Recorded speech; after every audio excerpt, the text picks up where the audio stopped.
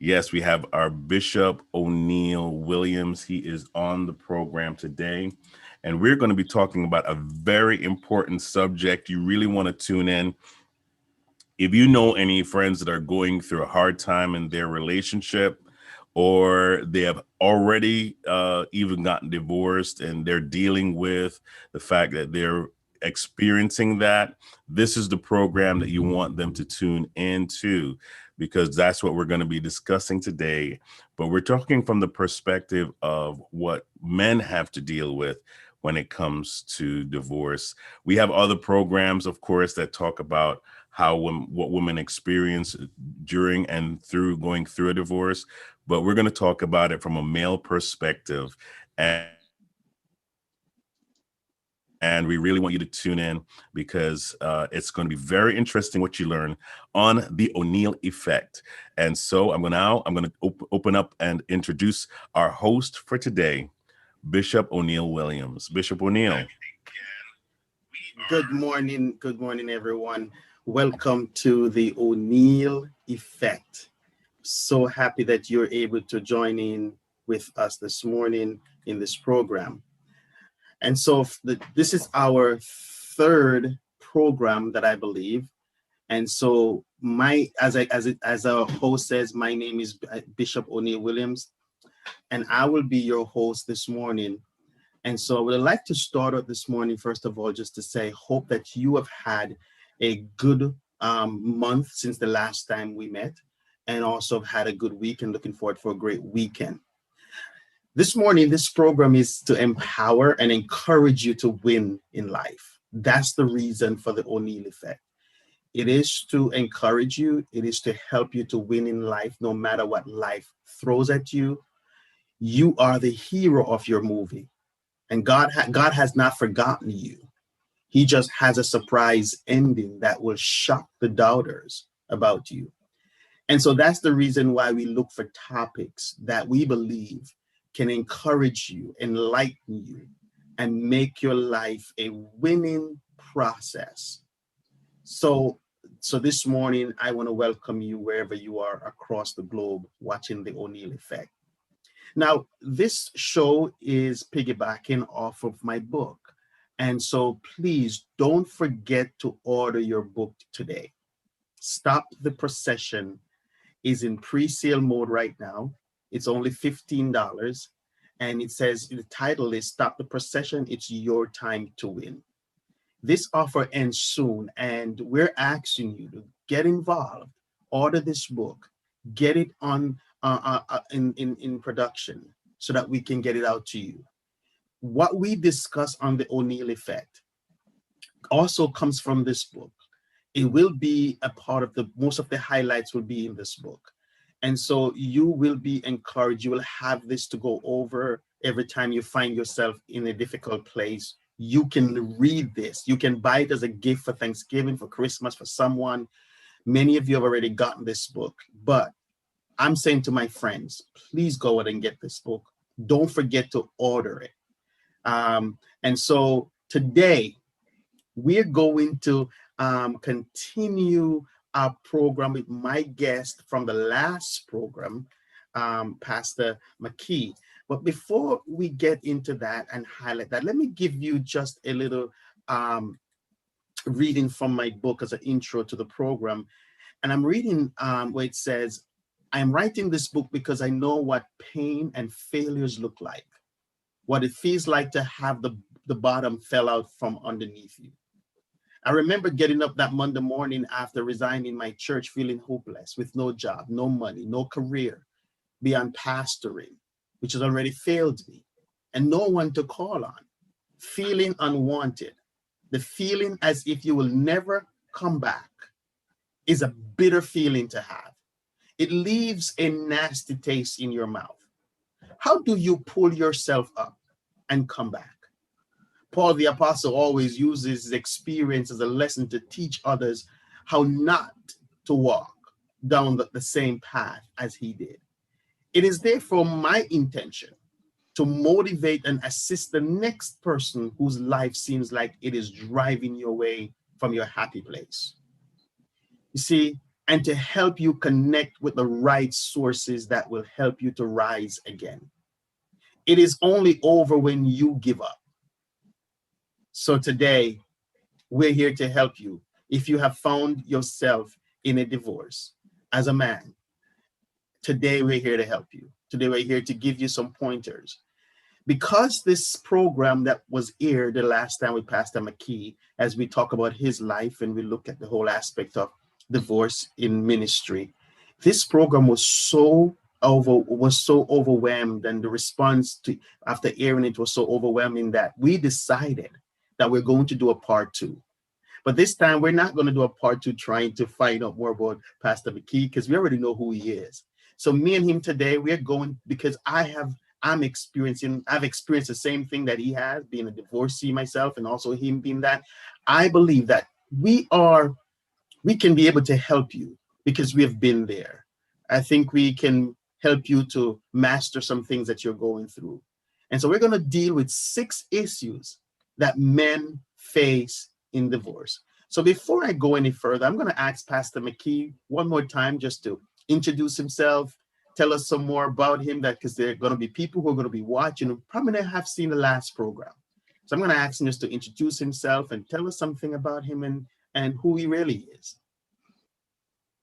Blessings to you, Bishop Oneil, and good morning to everyone. Definitely an honor yet again to be on your show. And to those that don't know me or did not see the first show, yes, my name is Pastor Matthew McKee. I serve as an assistant pastor at the Holy Love Outreach Ministries right in Brooklyn, New York. And I am one that I've been through. I've dealt with a divorce, and as we often say, divorce is not something that most people see coming in their life. No one gets married to get divorced, but life does happen, and how you respond, how you recover from it, is going to dictate whether or not you're able to step into the blessings of God for you, or as Bishop Oneil Williams would say, your ability to win. So without belaboring the time, because I'm excited about the program today and what we're going to talk about, I'm going to stop there, and we'll get into what Bishop Oneil has for us. Thank you, Pastor McKee. So, Pastor McKee, we're going to look at 6 issues men face in divorce.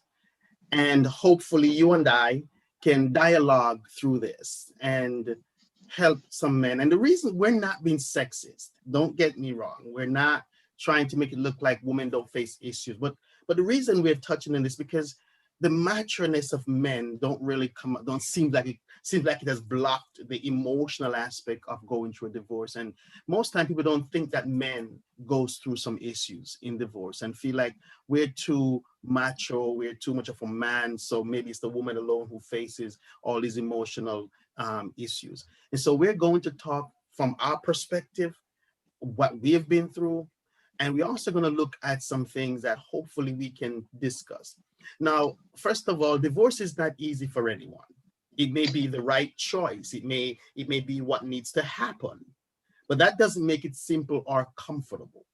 Men and women face a number of different issues during the dissolution of the marriage, from the tangible, concrete down and dirty detail things that can be measured and accounted for, like money, property, and to those that are much less quantifiable. So like the emotional stress and pain of separation, which we're going to look at that part of it. So for men, the prospect of divorce brings with it a unique set of complications, problems, and issues. Though ending a marriage and moving forward with your life can be a liberation, the process may also come with consequences, both expected and otherwise. So the first thing that we're going to deal with this morning, Pastor McKee, is the emotional distress. So statistically speaking, women file for the vast majority of divorces. according to one recent study that I've had a chance to look to be able to view, it says that wives initiate nearly 70% of divorces. 70%. One way to look at what this means is that women appear to be coming to terms with the death of a marriage before it's officially over, whereas men may be left to do so during and after the fact. So practically speaking, if your wife files for divorce and it comes as a surprise, it can indicate that she is already on her way to coping with that emotional impact. No, when I thought about that, it baffles me, Pastor McKee, because we didn't think that about the woman. But if a woman files for a divorce, in her mind, she already prepared herself emotionally to deal with it, while the man is being surprised by it. So what I want to talk about is, and I want to just use your experience and my experience. So let me talk about my experience first, and then you can talk about yours, the emotional part, distress of a divorce. On the other hand, as a man, we have to manage emotional roller coaster while also dealing with the day-to-day realities of going through the separation. So further complicating the matter are our social construct as men. So we have to deal with people around us, especially as ministers. We have to deal with the people in our lives, the men, the women, the children, and all of those stuff. So what was your emotion at the time like when you were going through this aspect? That's a great question. And I could honestly say, Bishop, I was all over the place. I was some days sad, some days confused, some days angry. Some days I felt like there was a level of disconnect with even what was going on in my reality, because I believe that what we do experience as human beings is we do go through just a bevy of different emotions, and we're trying to process through what has transpired. And sometimes you are also battling with if this is really happening. So you're actually battling with, is this real? Is this really happening? Because you would wake up on certain days and you would have thought you were just living through a bad nightmare. And then you remember in that morning that you're waking up, oh yeah, this is real. This is really happening. So just a bevy of different emotions, an emotional roller coaster, and processing those emotions become the challenge, as you obviously know. And this is why this particular point of emotional distress is so important, because that's a real thing. And it's a real hurdle that we have to face, confront, and deal with. And so sometimes you do need the right people to talk to. And that's why I also believe, even like men, I think we've got to take the time to recenter ourselves, recalibrate, and make sure that we're getting the help that we need to really process through the emotional strain that comes with the fallout. And I'm gonna say this lastly, I liken divorce to really being very similar to the death of a loved one. When you go through a divorce, it's like dealing with the death of a loved one, because there is a mourning that comes with it. There is a gripping sadness that comes with it, because it's like someone actually did die, though someone didn't physically die.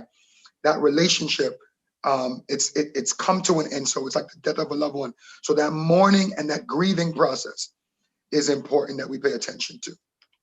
Now, I'm glad you say that, because men are stereotypically strong and silent and don't outwardly express their feelings. And so when dealing with what can be an incredible, upsetting, even excruciating situation, such as divorce, attempting to keep a stiff upper lip and pretend that everything is fine when it isn't can be a difficult and an unhealthy situation. Now, would you recommend because men don't like to do this. For me, when I was going through my separation and eventually into my divorce, I had emotional ups and downs. The emotional part when you have flashbacks of the good times, flashback of why you got into this in the first place. You wanted it to work. You wanted it to continue to be great. And then you're thinking about the people around you who are going to you're now becoming a part of statistic. You're going to become being stereotyped now as a divorcee. And so as a man who's going through that, would you recommend for men to see counseling in a situation when they're like that, even if they're trying to lock it in and you don't feel the emotion of it? Would you recommend that they still go out and get help? Absolutely. Bishop Oneil, I absolutely recommend it, because as we often state, the popular quote, hurt people, and sometimes the hurt that we are trying to, suppress becomes literally like a ticking time bomb. And what we don't realize is that we're going to take that same, hurt or pain or unprocessed emotion, and we're going to release that into a new relationship. If that comes, and when that comes, we're going to release that into new situations and new scenarios. It's called displacement, and it's and we often are guilty of that because we fail to confront something that is there. And so counseling is important because counseling helps to really confront certain things that we might be aware of, and also confront things that we're not aware of. So counseling is a way that we can expose things that are glaring and things that we don't even know are kind of like deeply entrenched in us from an emotional fallout or from a relational fallout. So I absolutely recommend it. Thanks for that, because I do support that also recommendation. Now, let me ask you another question, because as I said, we're speaking from experience. We're not pastors trying to counsel somebody from a theological point of view or a spiritual point of view. We're talking about it from a personal perspective. So divorce can deliver chaotic, mixed feelings. Let me ask a question, such as, which one of these did you experience? If you did, you can have guilt, anxiety, fear, self-esteem, self-worth can significantly be hit. And so as a man, we know how to cover it up because we don't want nobody else to know that I'm having anxiety problem. I'm having self-esteem problem, I'm having self-worth. It may affect the way that I see the next relationship or how I move on from here. Do you think that's something that that is typically what men face in a divorce situation? Yes, I believe that it could be one of all of those things, if not at least two of them, and or more. Definitely, especially from a pastor's seat, I felt guilt and anxiety the strongest. I felt guilt and anxiety the strongest because, as pastors, which I know you can obviously relate to it, the way we're socialized and the way even our culture, whether it's our ethnic background or even just our church culture, it can be very harsh on a pastor that's dealing with divorce. So the level of anxiety, just based on that alone, what are people gonna say? What are people gonna think? How are people gonna respond to my situation or to my new reality? Will I be accepted? And then you see some people visibly change on you and start to treat you, according to what the new narrative that has hit your life is saying. So it's very Absolutely. interesting. Yeah. And that can affect your self-worth. Yeah. Yeah. It can. easily affect your self-worth, because now you start to question so many things about yourself. And that's also where the guilt comes in too, because I think the thing that I felt guilty the most about was, as a man, I felt like I failed as a husband to hold my family together, or I said to myself, was there anything else I could have done that could have made this thing work? So I often had that dialogue with myself internally. So it can affect so many different things. And I think the fear aspect could creep in, because you start to fear what your destiny holds, or what's coming now in your future. Will you ever remarry? Will you struggle to find someone that fits your life's journey, your life's goals? So like you said, all of those parameters that you mentioned can in fact be in play, and usually are in play to a great degree. And it causes us to obviously go through just the emotional roller coaster that we go through. I'm glad you say that, because I'm going to also say to the men who probably watch us, even though these are not, all of these are not just subjected to men alone. Not only men goes through this situation, but the reality of it is that most of these men are perceived machismo men that denies the right to cry, or show any other sign of weakness whatsoever. So as a man, we cry in seclusion, we cry alone. And sometimes when you're going through situations like this, and I know a lot of men are watching right now, and you said, you know what, that's so true. I didn't realize I was experiencing anxiety. I didn't realize that was what it was. I didn't realize my self-esteem was because of my divorce. I didn't realize that. So there's possible no outlet sometimes for these men to let out what they're feeling, the low self-esteem for being unable to keep the relationship ticking, resentment, and maybe angry time at times, as you mentioned. In certain cases, this may lead to deteriorating health and condition as well, because now you start having this depressive mode of thinking. So this emotional condition can act in a major way that spoils a man's mojo to be able to be that man that he's supposed to be. Now, what was your way, Pastor McKee? My way, before I ask you your way, let me tell you my way. My way of handling my ups and downs at the time, and my emotional instability at the time was because I found friends to talk to. Not a lot. You have to know who you can trust. Mm-hmm. And also, what I also did was I made my life spiritually stronger in God, so that the days when I have nobody around me, I can find a song that speaks to me, or a word, or God can find a scripture that throws in my spirit that speaks to me and keep me going. What was your backup for your emotional state that you went through in that situation? What did you use to do? It was very similar to yours, Bishop.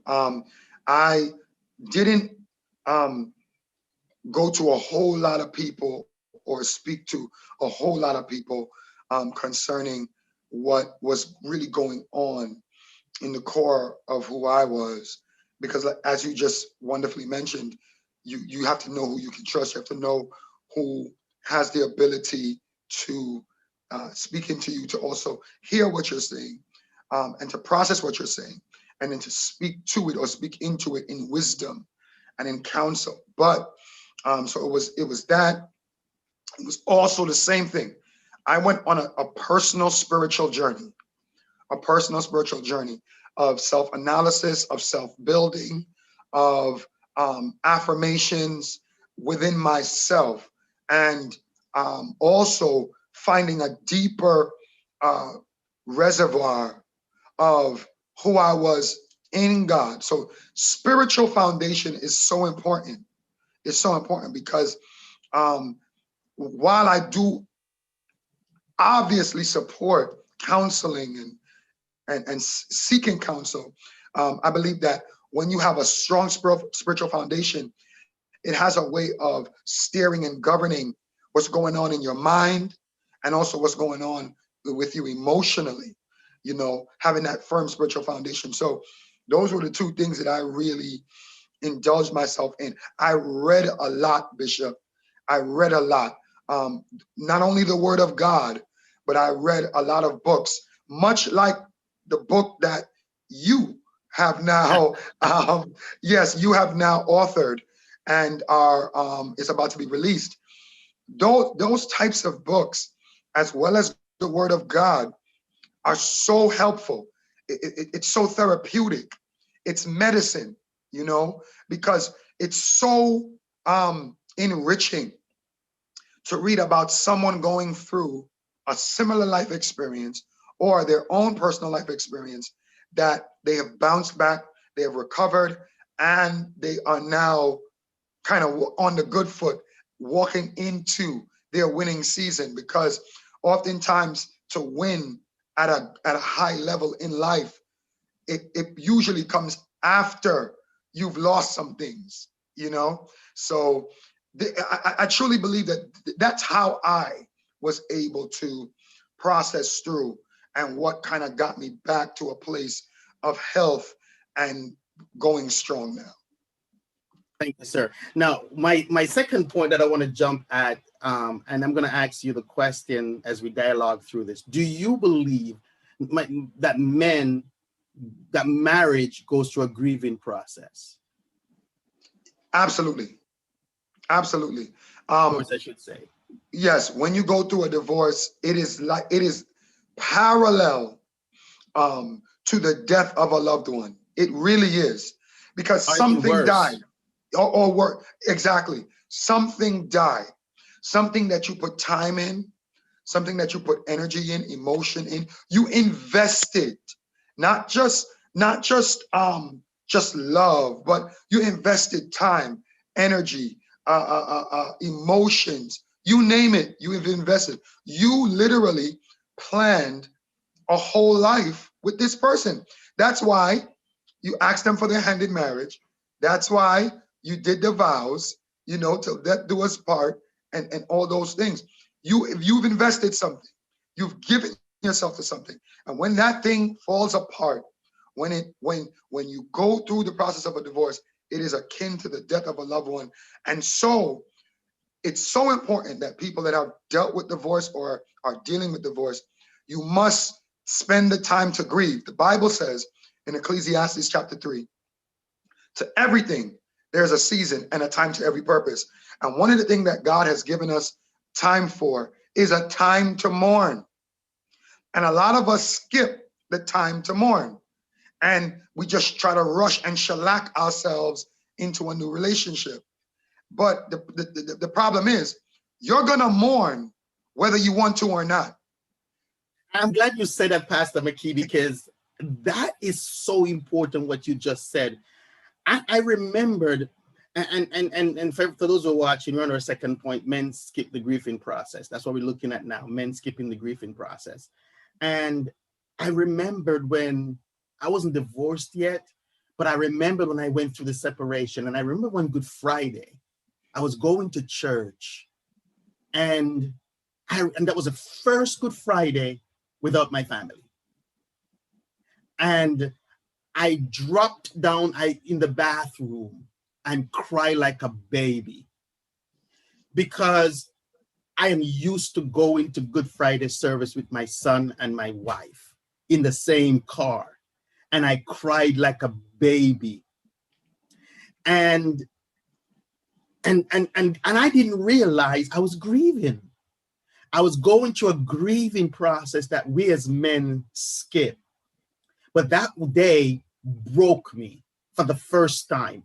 And so, as you have alluded to, losing a marriage as a man, you are going to go through a grieving process. And as I mentioned, losing in case of a marriage dissolution who has been your partner in your life for a long time. And grief is a natural feeling. See, because when men skip the grieving period, it brings a sense of loss. As their plans are derailed, goals and dreams are changed, and the life plan will differ substantially when you look back at that. So all of those coupled together send you through a grieving process, because now I don't care how bad the marriage was, there had to be some good days. Yeah. Yeah. And so you look back at what could have been and send you through this grieving process. So did you ever had that moment when that one moment where you just let it out? Have you ever had that Yes. moment? You just let it out. You just bawl like a baby. Have you had that Absolutely. moment? Absolutely. And it was obviously, it was pretty soon after I realized that the divorce was pretty much imminent, like it was now in the process and it was real. Because even after she filed for divorce, and I obviously at that time reluctantly kind of signed off on it, agreed to it, because I believe that, I always say that I believe that everyone has a right to be happy. And if someone believes that they're not going to be happy, then who am I to stand in the way of that? But when it really hit me, I had that moment where I just sat down and the tears just began to flow. And you have to embrace that moment, you know. Weirdly enough, I look back at it now, and I'm just glad I had that moment. And I truly believe, and I'll say this for anyone that's ever dealt with divorce, or that's dealing with it, and I'm pretty sure you can co-sign. Holidays are the worst. Yes. Holidays become the worst times. I was about to tell you about my Christmas. Yeah. That Oh was my my goodness. first Christmas without my family. I decorated my apartment, and beautiful. I mean, my first Christmas decoration by myself. I decorated the apartment so beautiful. Then I throw in some Luther Vandross Christmas song, and it started to play. And bro, I just went from being this man who just decorated his place to become this soppy little baby, just Man, crying that's real because talk. my first Christmas without my family. That And so Bishop, that's, that's go ahead, sir. that is real. That is so real. And it's so great that we can be able to transparently share these moments, because these moments, they happen whether you try to fight it off or not, whether you try to be honest with it or not. And as I was saying earlier, you're going to mourn, you're going to grieve whether you want to or not. Some of us try to circumvent the grieving process, and we try to pretend like it's not happening or like it doesn't exist. And the worst thing you can do is when you try to force yourself into moving on or moving forward without taking the appropriate time to grieve. Let's talk about that for Yeah, let's take that point and move it a little further. yeah. How long would you say that a man should go through a grieving and a healing before they move on to a connecting? Wow. I think I'm not sure if you can assign a specific time to it, but I would say to really, I think to really make sure that you have kind of detoxed yourself and offloaded things layer by layer, because there are layers to the level of hurt that you go through dealing with a divorce. You know, there's the emotional, there's the psychological impact, there's the spiritual impact, and then there's the physical fallout from, especially as a man of faith, there's a physical fallout that comes too, because you go from having access to not having access to any type of physical touch or activity. If in fact that's the strictness or the discipline that you are living with. But I would say anywhere from about 6 months to a year is a good amount of time to process emotionally, because I'm telling you, even after almost 2 years that I did not re-engage dating after my divorce, when I finally started dating again, Bishop, I was still like, there was still some reservations. There was still some residue of things that were sitting on me that I thought I was well past. And then I had to go, I have to go back into the lab now, into the spiritual lab, or into the lab, whether that is with a counselor. I had to go back into the lab and start to process this. Maybe I need to talk about this some more. Maybe I need to make sure I reassess what I really do feel about this situation or this thing.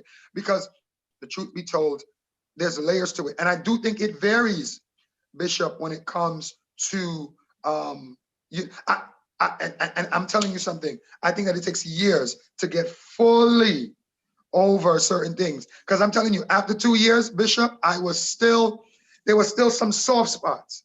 There were still some vulnerabilities. There were still some sores. I felt like I was healing holistically, but I felt like there were some things that were still in the process of, you know? So I really think that it varies. Yes, and as it was noted a while ago, one counselor recommend 5 years to before you even start thinking about that. And I do believe that. I've been separated now for eight years, and are divorced, separated for 6, divorced for 2. And one of the things is that the reason I stayed separated that long without being divorced was because in my mind, as I'm hoping that there could have been a reconnection. So if you're thinking that, then you can't Here it connect is. with anybody else because you have not gotten over that person. If you in your mind thinking that maybe I can reunite, then trying to move on may not be in your best interest, or the person you're trying to move on with best interest. And I think, this is my opinion, I think sometimes that's why the second marriage didn't work. That's why the third marriage didn't work, because you have not gotten over the first. That's And then it. you bring the first into the second and the second into the third. That's So you right. start complicating your life. So I think that going through that healing process, dealing with the grieving process is important. You have to grieve as a man. You have to go through the grieving process as a man. Nothing is wrong with crying. Nothing is wrong with letting it out. But I know this. I mean, man, we're not gonna get to all our points today, but let's keep going. Yeah. The other thing that I want the men to do, because a lot of women don't think men concerned about this, but the custody issues that men face in divorce, the custody issue, if there are minor children involved in this dissolution of a marriage, the situation becomes even more complex. When the kids come into play, it can intensify and strain nerve-wracking situation and further complicate what may already be a tricky, delicate process. Now, I don't know if you have kids, but for me, when I was going, I stayed at home after my separation. I never left. I stayed home because when the first year that we separated, my son took it hard. My son was a straight A kid in school, a grade, straight A kid in school. And when he learned that we were going to the separation, the teacher called us in one day and said, "I don't know what's going on at home, but Matthew has dropped his grade really bad." And I realized that it wasn't him, it was us. And it was me. And I think he thought that, you know what, my dad is not going, because I'm the one who take him to school in the mornings, because my wife had to work and she worked late. And so I'm the one who picked him up from the bus stop. So we have that bond, we have that relationship. And I think he was thinking at the time was about 14, maybe no, 12, 13. And I think he was thinking that maybe I'm not going to be around my dad anymore. Maybe my dad's going to be there to pick me up anymore. So emotionally, it affects the child. And so I made a conscious decision to stay in the same house because of him. And so going through a custody issues, because while this may not have been so it's called a custody issue, but it involved the child in the divorce. So I don't know if you have children, Yes. and how did you handle that? Well, I have one daughter. She's now she's 8, gonna be 9 in December. Mhm. And honestly, we were able to really sit down and talk about um, from the legal standpoint, custody issues and custody. She has custody in terms of having her, living with her. She has full custody, but we were able to sit down and map out and with integrity agree on the involvement, the days that I would have her, the days that she would have her. And it's really like joint custody, the way we operate. We co-parent, we co-parent actually very well. And I really, this might sound strange, I do consider myself somewhat of an anomaly where it comes to that aspect, because she is a great mother to our daughter. And I believe that I put all I have to, I can put into and put my best foot forward as a father. And I think we do a great job co-parenting. So I know that for my personal situation, the custody situation wasn't really much of an issue at all. In fact, I think we do a tremendous job co-parenting. And I think our daughter has benefited because we pay attention to how we are, what we do, and how we share the responsibility to make sure that she's okay. So she's prioritized. But I do know quite a few other situations and individuals, friends, and even family that have been through some really harsh custody battles and situations. And it can be something that, as you mentioned, it can drastically affect our children, you know, and it really can become very ugly. Absolutely. And if you're a man right now and you find yourself in that position where you're going through a divorce or you're already divorced, no matter the state of the relationship between you and your ex, kids needs a sense of stability and security Yes, and to yes, know their father loves them. But one of the things that I would say, no matter how contentious or bitter your split is, it is important to not use your kids as pawns or bargaining chips or for that's petty right. acts of revenge because you are hurting your children. Most times in a custody battle, the custody is more emotional than the divorce. Yeah, And so as a man, one of the issues that men deal with, as we're talking about issues in divorce among men, is that sometimes they use the children as a pawn yeah, and thinking that they are hurting the wife or the ex, but you're not. You're actually hurting your relationship with your children. And so you've got to manage that. I had the same experience with you. I've never had a problem with custody problem with my son.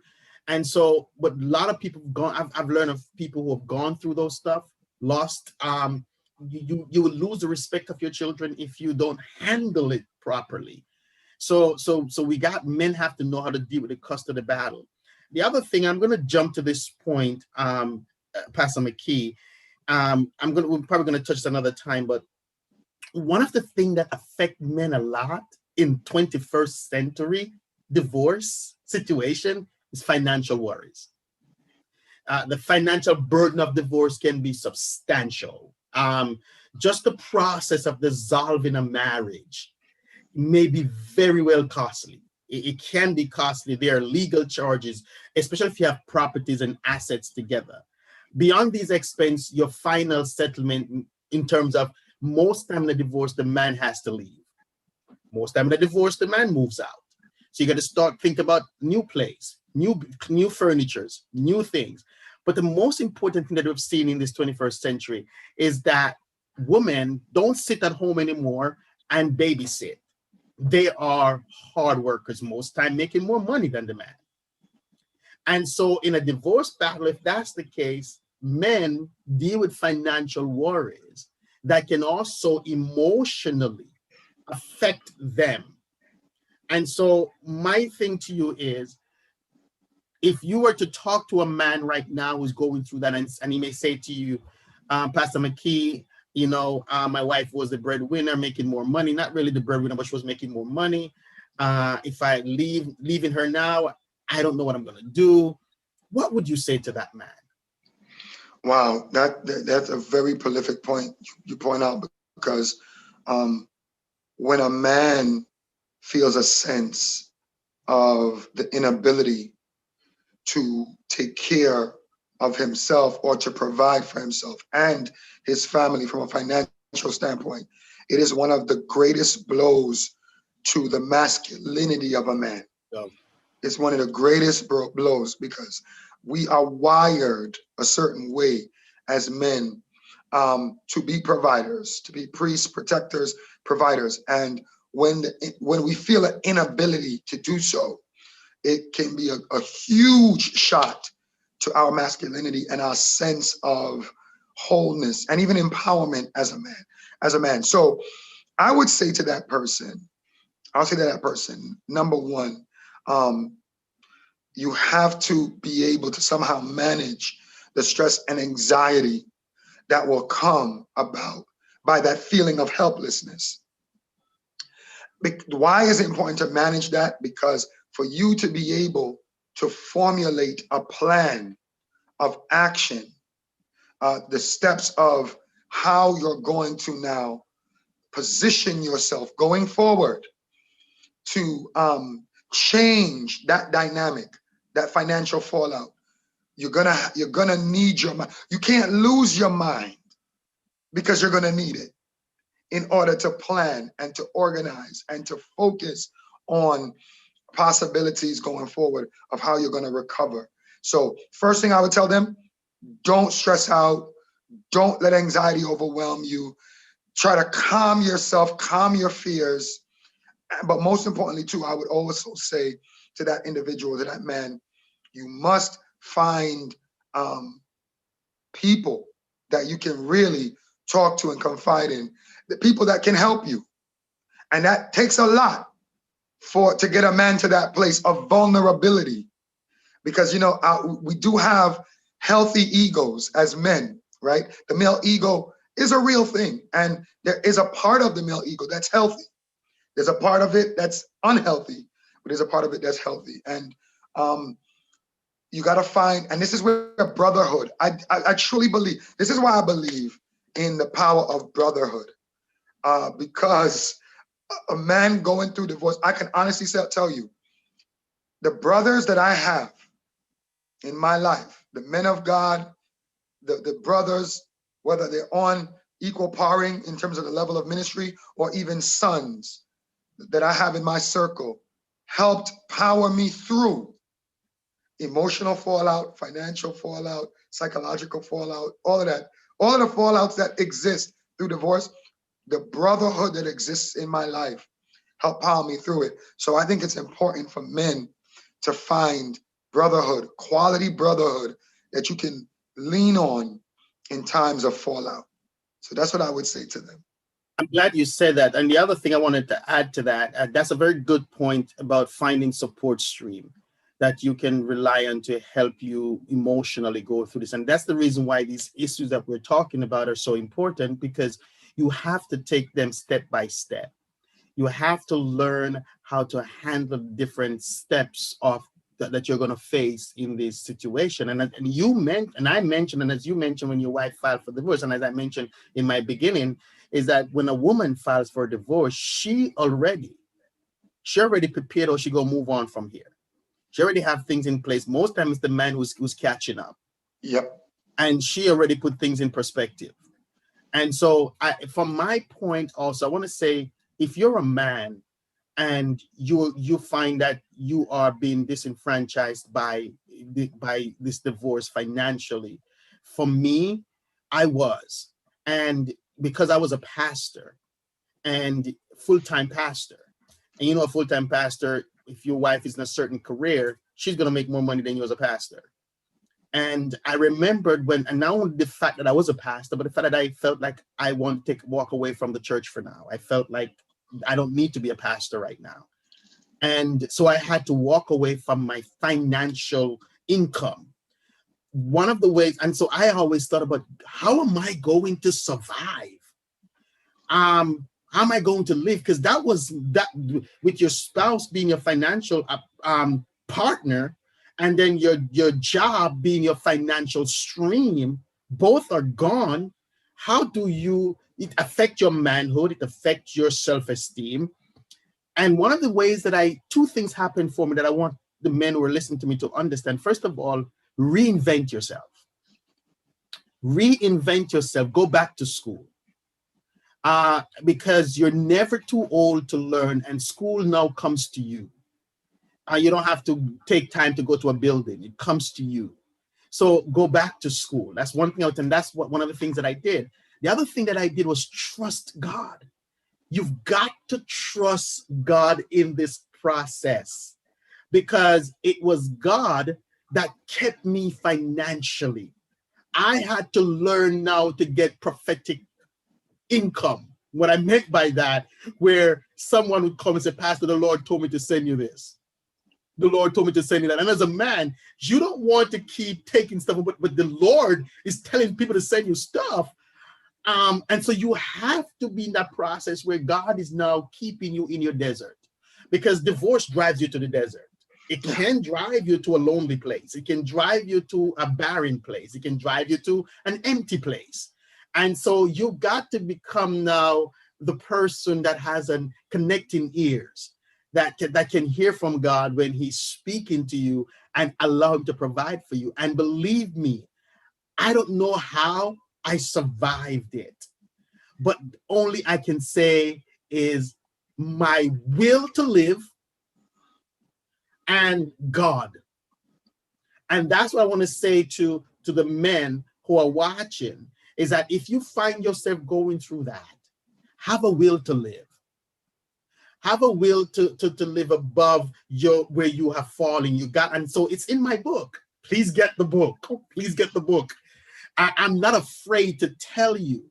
You see, some people go through divorce and they're scared. They're shamed. They're ashamed of it. They don't want to talk about it. Yeah. See, that's not good, because what you're doing is you're bottling up all of that, and you're going to explode. I've had friends who've gone through divorce and they don't want to talk about it. They're scared to talk about it. They think it's a sin to talk about it. Listen, it is not. You've got to find an outlet. So for the men who are watching me and Pastor McKee today on this network, if this is your avenue to let it out, we're saying to you today, let it out. Yes. It is okay to go through these process. Let me kind of highlight them as we discuss. It is okay for you to go through the emotional distress. You're going to have that. Express yourself. It is also, don't skip the grieving process. Grieve. You're going to face custody issues. Deal with it properly so it won't affect your children, because your children are important to you, and I have learned that. I have learned from not having a dad to learning to see a dad at 16 who died, that I had to end up burying, who never supported me, didn't realize he was going to get old, thought he was going to live forever, so he didn't support his children or his child. And now his child turned around supporting him at the end. You as a man may think you're macho, you're grown, you're not going to need your children. You're going to need them. So be careful how you do that. The last thing, Pastor McKee, I want to talk about is the increased health risk in marriage. The increased health risk in divorce, sorry. So in the midst of drastic change and having your life uprooted in a dramatic fashion, one of the issues men face is increased health concerns after divorce. A lot of men don't know that. We talk some about the emotional impact, but following a split, men have been shown to be at an elevated risk of hypertension, heart disease, and even cancer, among other concerns. Now, there is no specific study that shows what causes this, but the breakdown of your emotions and so forth, stress, all of those stuff can cause some of these sicknesses. So getting back out there after divorce is no easy task, and moving forward is a challenge. So my thing is, I can't say that I've experienced that in mine, and I don't. And if you haven't, I don't want you to tell us that you did. Yeah. But because stress breaks down the immune system. I thank you for that. It breaks down the immune system. So maybe that's why the studies shows that Yeah. because those stuff happen. And let me tell you, let me ask you, since we're talking about health issues, how at what level, how high was your stress level? Um, it was very high. It was very high. I think when you really, and I'm not taking anything away from men that don't sit on certain seats of leadership, but when you sit on certain seats of leadership, no matter what that might be, but especially in, like, say, the church world, and you sit in a seat where people are looking to you, you're used to be the one that's giving and releasing your teaching, your preaching, your counseling, so you're always kind of releasing and imparting. Um, and then now you hit a snag, and I'm gonna call it. I don't want to minimalize it, but you hit now a snag or a rut, a ditch in your life that Well, you're unexpected. at the right point, because I said the topic that we're coming from my book, it says divorce is not final, so it's a snag. So you're Yeah, on the so right. it's a snag, exactly. So then it's like now you have to now really look around and say to yourself, wow, what just happened? So now your stress level and your anxiety level goes way up because you are now internalizing a lot of things, and there's a lot of external pressures and a lot of external forces being kind of released on you, because now people are changing on you. People are treating you different, acting funny. You're hearing, you're starting to hear a lot of banter, a lot of critique, a lot of, everyone has an opinion, but people love to have an opinion on things that they don't really know about. And you start to hear a lot of those things come full circle, and you start to hear it. So your stress level just goes way up. And stress does have a profound impact. I work in the medical field, so I've been able to read a lot of things concerning how our immune system, how our overall health and equilibrium responds to stress, anxiety, and even just your mindset. Do you know it's possible based on your mind over matter? Your mind can start to tell you you're sick, and then your body follows. Absolutely. And inversely, your mind, you can say to yourself, psychologically, you can say, I'm well, I'm healthy. Or in spite of what the doctor might have told you, you can say, no, I refuse to accept that. And your mind, being your mind over matter, your mind can keep you in a state of health where your body can recover from a sickness, because mentally you've established a strength to choose to recover. So can you imagine now that the stress, the anxiety, it does have a profound effect on the health of a man. So when you're going through a divorce, that stress level can really play itself out, and you start to have all types of things going on with your body that you never experienced before. So it's so important to manage the stress, not to beat yourself up, and not to succumb to the anxiety from a fallout from a divorce. So that's what my response would be. Absolutely. And so we have about 5 to 10 minutes, because we're going to wrap this up. We're over time.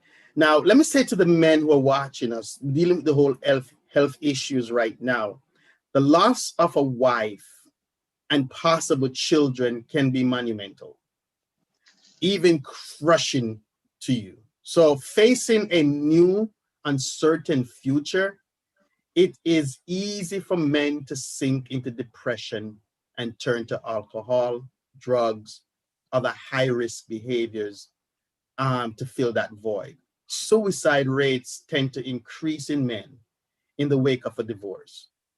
So while that may be the more extreme end of the spectrum, it is easy to lose motivation to exercise, to eat right, and generally take care of yourself, especially if your wife was the one doing all of that aspect of making sure you eat right, making sure the food she cook is correct, making sure to maintain your physical and mental welfare in those tough times is a priority for you to get back on your feet.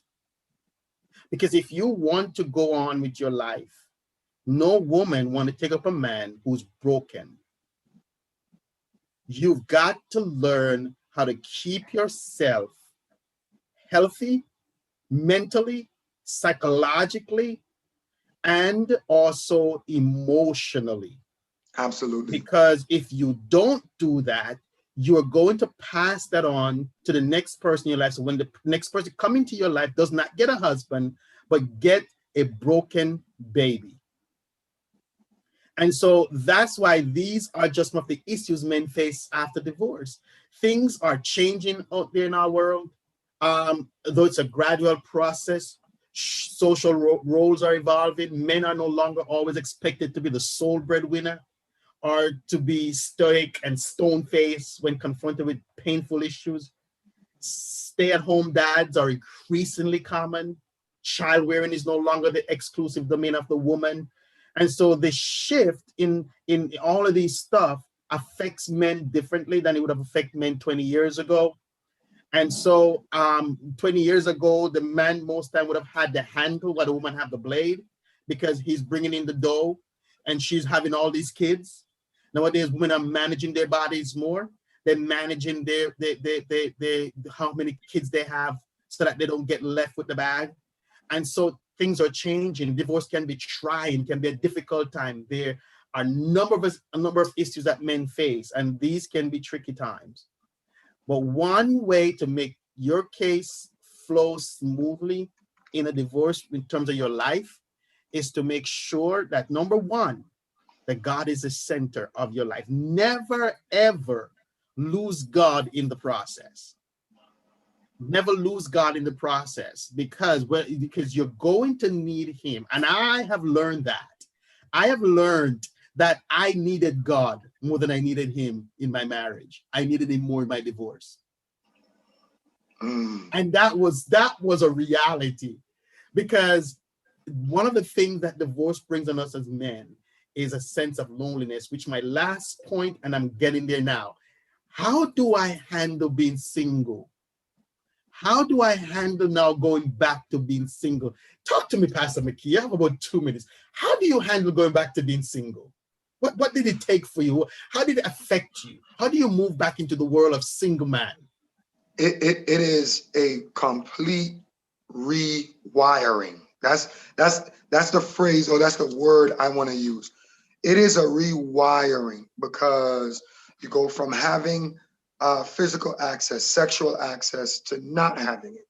So based on our faith, that is a complete rewiring because now mentally you have to say to yourself, okay, now I got to shut down the parts of my brain, the parts of my mind that expects a certain level of activity in my love life, right?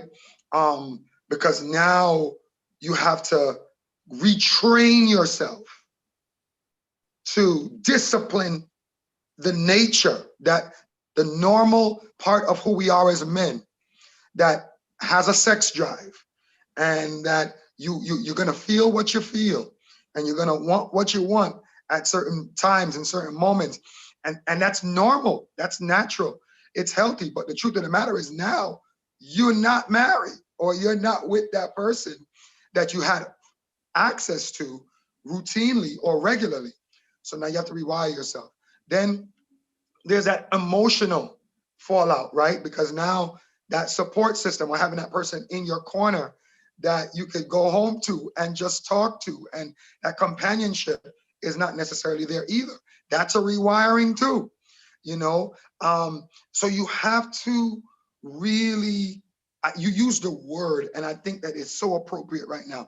You are really reinventing yourself, going back to being single on every level. But most importantly, you have to love yourself and like yourself.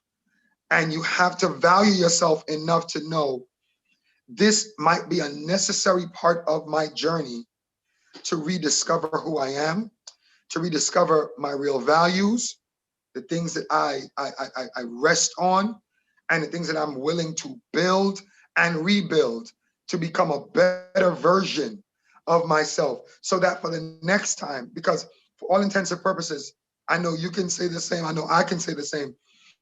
The objective and my goal is to remarry and to be happily remarried, and for it to be the last one.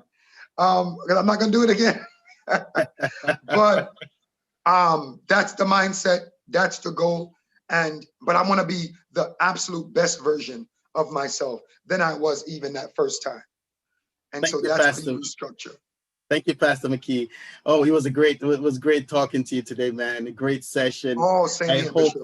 I hope that, not just for the men, but if you're a woman watching this, some of these what we have said also can be a part of the strategy for you going through the Yes. divorce. But we wanted to talk to the men who feel like who a lot of women have this stereotypical idea that men don't go through emotional aspect of divorce, and we do. We go through the emotional part of it. We have the feelings with the sense of loss, the loneliness, the loss of intimacy, the fear of dating again, the fear of going through a second divorce, the fear of maybe taking up the wrong woman in your life. So we go through all of that, and so we wanted to talk about that. So thank you for being a part of this today and for sharing this. It's been really great having you on our program today, sir. We will be back. Honored, We honored, will honored. be Thank back you. on the first Saturday of November. The first Saturday of November, we will be back with this program. Remember, please, for everyone who's watching this, go to the Oneil Effect on Facebook.com to order the copy of Stop the Procession, It's Your Time to Win in the book. And some of these notes will be in the book. In the book, we dealt with divorce is not final. Divorce is not final. So I am asking you to please get the book. Don't just say, you know what, others are going to get it, so I'm not going to. No. We've had we had a good takeoff when we just introduced it, but it has slowed down. And so many of you are watching me. And if every person that is watching this show go out and get this book, by next month, we'll reach the goal we have in mind. So it is in your time. It is your time to win. We're in pre-sale mode. So it's a great price, $15 at a limited time. You can also go to the phoenixnationalbusinessgroup.com to order as well. Enter the code PNBG for a special price. Please help us to reach our goal. November 1st is when we're hoping that we get to a certain point. We're not even close there yet. So I need you. If you're watching me as a pastor, please advertise this book in your congregation so that this is going to be a great book. I need the support of all our pastors, all our friends. I will also be available to sign copies for you. See you next month. Remember,